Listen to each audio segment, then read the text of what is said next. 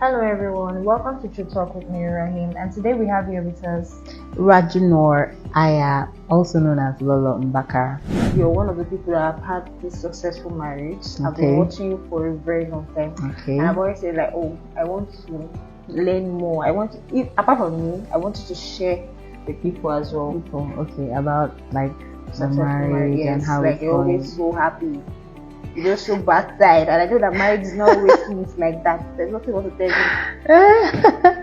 Well, to be honest, God, is like the major part of this marriage. I'm not gonna lie, it's actually God. God is involved in everything. Yes, God is actually involved in everything. Yeah, but there are some little things that you can also do as a human being. The both of you will have to bring your energy in. People always say this thing where they want to make you look like marriage is 50-50. Yeah. But marriage is not 50-50. Marriage is 100-100. So you bring in your 100 and your partner brings in his own 100. Yeah. That is what makes it beautiful, marriage. First question I'll be asking you is to share the tips to long and lasting marriages. Well, the very first thing I'm going to say is that there are principles that govern marriage, right? Yes. There are principles, general principles, but methods can be different. When I say methods can be different, let me explain what I mean. Now, you know very well that if you want to get 6, if they say sum up numbers to get 6, now the principle is that you need 6 objects to be able to count and get 6. That is the principle. But now methods vary. Mr. A can decide to do 5 plus 1 and get 6. Mr. B can decide to do 2 plus 4 and get 6. The other one can decide to do 3 plus 3 and get 6. Exactly. Do you understand? So principles govern marriage, but methods vary. So sometimes when I see people say what work for A will not work for B, it's not true. There is a general method and principle that governs the whole marriage, but everybody does this, apply these principles in different methods. So the very first thing I would tell someone to have a successful marriage, right? Yes. Is to plan ahead of time. It is not when you're inside marriage you start planning how your home would be. Exactly. When I was growing up, one day in church, the pastor said, open your mouth and pray about your future. Pray, it was like pray for your husbands and your children. And I was standing beside my mother and I started praying. I was like, oh God, I lift up my husband into your mighty hands. And one woman beside me was like, keep quiet. Small pikin like you, waiting they pray. I was still in secondary school. And I was in junior class. Small pikin like you, waiting they pray concerning, you suppose no man. My mother said, no, don't try that. Yeah. Because right from when we were young, my mother prays for us. She bless our children. She bless our husbands, bless our home. She does that. So she was like, no. When she marry in future, when she have children, let her pray. So preparation, even when you meet your partner now, you guys have agreed that we will marry, we love ourselves. You have to sit down and plan. How are we going to run our home? Yes. This marriage that we want to start, how we will do it? Financially, how will we arrange our money?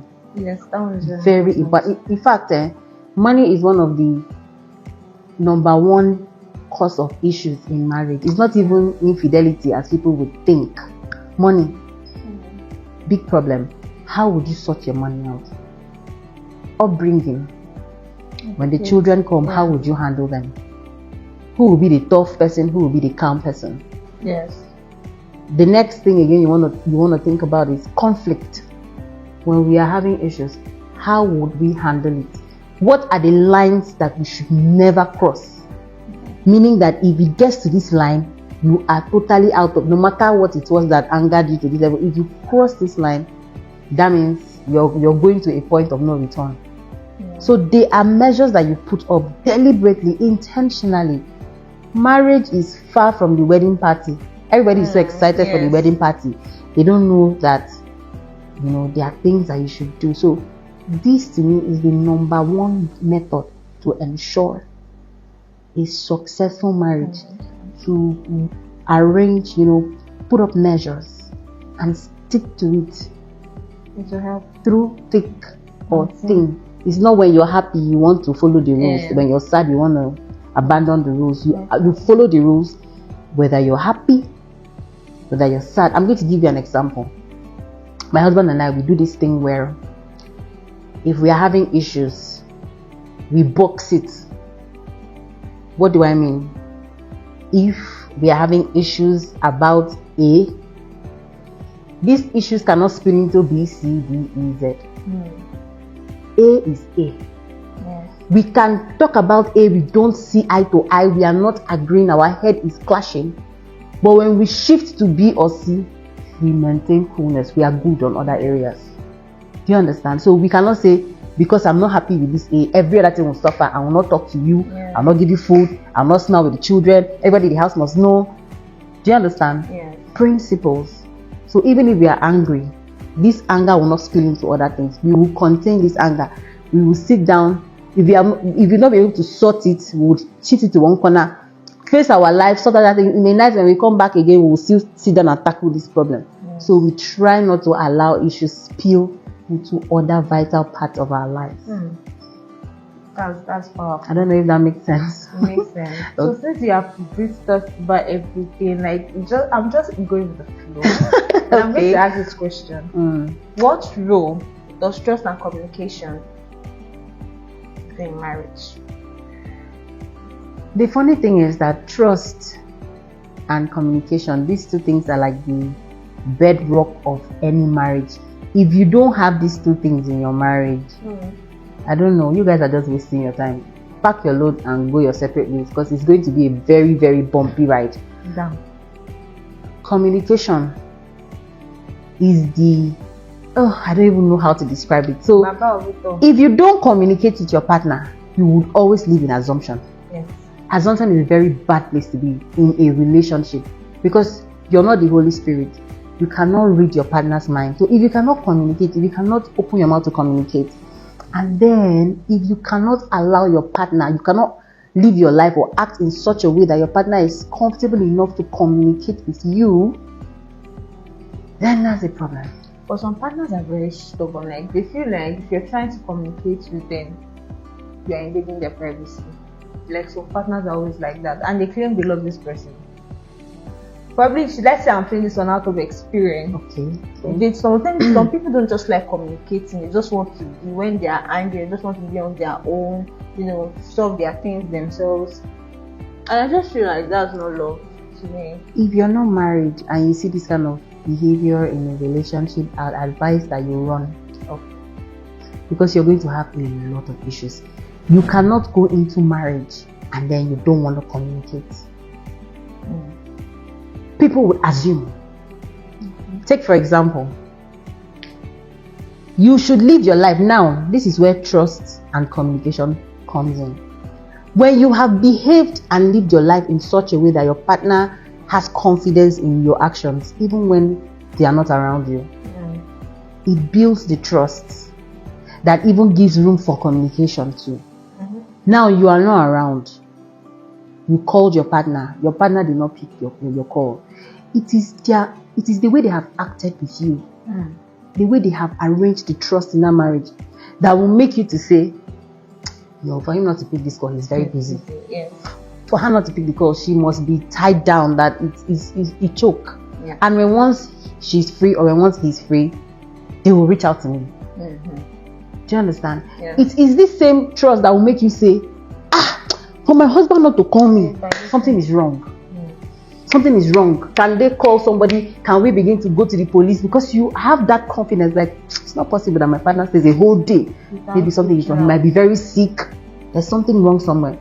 But then, some other person would live their life in such a way that when you don't pick that call, he's there with another woman.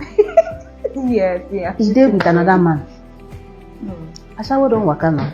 Yes. That is what comes to your mind ASAP. So, assumption. There was a time, I think recently, I was speaking with my husband, and my husband said something. He said, before we jump to conclusion, let's ask ourselves, how did he behave Because there is how you behave that will make your partner to start behaving too like a mad person. Yes. Many people get married and they find out that they begin to behave like their partners. They begin to become impatient, want to raise their voice, they want to go crazy. And some people realize that they are getting better. Communication and trust. These two, you can never, if you don't sort these two things out, you can never have a good marriage. And before I go, I'd like to say something. I think I did a video about it not too long ago on my page, and I said that as human beings, when we have told our partners, I don't like this thing you're doing, it's not enough to just tell them I don't like this thing you're doing and then expect them to change immediately. Yes. They grew up this way. They've been, maybe met them when they were 30, 20 something, 40 something. So they've lived this life For years. all these years. Yeah. Now they've met you. You've told them I don't like this. What do? If you see that they really love you and they want to be better for you, you give them chance to grow into the better version that you want them to be. It's not magic. Yes. That's one thing that people don't have in a relationship. They don't have patience. Yes. I want you to change now. Change now. It's not magic. If they love you, they will change. But you need to give them space to become who, to grow into that version. And then you need to be patient too and encourage them. So there is a thin line between knowing when to give up. It's very, so you need to also know. It's very somehow. I can teach you, you're gonna pay. Okay. Because I like money. But the things you just said is very, you see this part of someone growing into or trying Give to it space amend, to you have to grow. give them time and be patient. Of course, it's a partner that wants to change. Oh. Exactly. Yes, because some people are very manipulative. They know how to tell you, Hey, oh, I will change, but they just keep going back. They know what they are doing. Exactly. You know, so you have to also be very careful so that you're not being manipulated to waste your time. Thank you so much for accepting my invite to be on this show, and I really appreciate it. Like, the topic was so interesting and very educative. Thank you so much, and thanks for sharing your experience with us. Thank you. Really Thank you. All right. As you all know, this is Straight Talk with me, Raheem, and I hope to see you in my next episode. Bye. Wow, very, very, very interesting topic. Like Mary Rai, kudos to you, you're doing well. And Lolo mbakara, thank you so much for coming. Oh, like, this topic is so interesting. Like, if you're a married woman or you're not yet married and you get up for mind saying you want, no perfect marriage, but you want that kind of perfect marriage, I think this topic is never too much. This topic, like the knowledge you need to grab from a marriage seminar, all those things, is never too much to gather, like to get. So for this particular one, I hope you've been able to grab one or two from the topic of today. So thank you so much, Mary Rai, for this very good topic, and thank you so much, Lolo mbakara, for enlightening us concerning some certain areas in marriage. So guys, what do you think? Please drop it on the comment section. Thank you so much for watching. Don't forget to like, comment, share, and also subscribe to my channel. To all subscribers, I say thank you so much. Many subscribers, thank you so much. And please, if you've not yet subscribed to my channel, please do subscribe to my channel for more updates, and also click on the notification bell to get notified whenever I upload a new video. I love you all. God bless you. Thank you so much for your support, and please continue supporting your girl. See you all in the next time, and bye for now.